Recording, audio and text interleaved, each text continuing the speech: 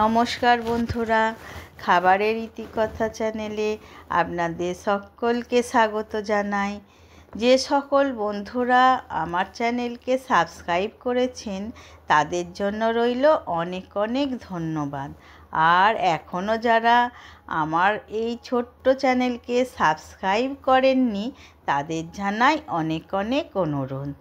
Please বন্ধুরা, আমাকে আপনারা সাপোর্ট করলে আমি অনেক নতুন নতুন রান্নার ভিডিও আপনাদের কাছে শেয়ার করার উৎসাহ পাব। আজ বানাবো কাঁচা আমের আমসত্ত্ব, যা একেবারে টক ঝাল মিষ্টিতে মুখরোচক ব্যাপার, যা আপনারা কিন্তু দোকানে কিনে পাবেন না। এই কাঁচা আমের আমসত্ত্ব এতই মুখরোচক হয় যে বানালেই শেষ হয়ে যায়। একটা লোভনীয় জিনিস।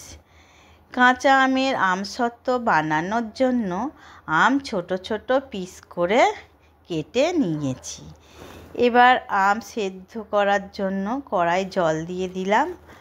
আমের পরিমাণ অনুযায়ী জল দিতে হবে, খুব বেশি জল দিলে হবে না, তাহলে পাতলা হয়ে যাবে।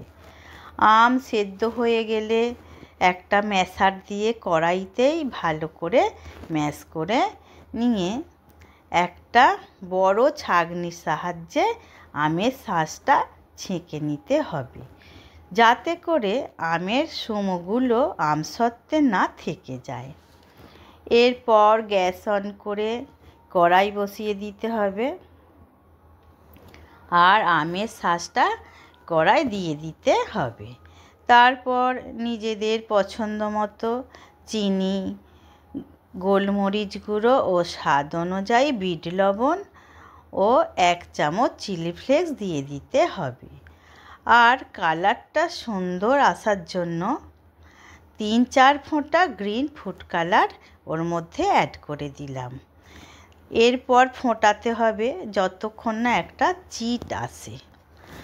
আর এই সময় 1 চামচ সাদা তেল ওর মধ্যেও অ্যাড করে দিতে হবে। অনবরত খুন্তি দিয়ে নাড়তে হবে, যাতে করে কড়ার নিচে না লেগে যায়। যখন ঘন হয়ে আসবে তখন নামিয়ে নিতে হবে। থালায় একটু তেল মাখিয়ে থালায় ঢেলে দিয়ে থালাটা ঘুরিয়ে ঘুরিয়ে ঠুকে ঠুকে ব্যাটারটা সমান করে নিতে হবে। তারপর 2 দিন রোদে শুকিয়ে নিলেই হয়ে যাবে আমসত্ত্ব। রোদে 2 দিন শুকনো হওয়ার পর দেখুন বন্ধুরা, কত সুন্দর থালা থেকে উঠে গেল।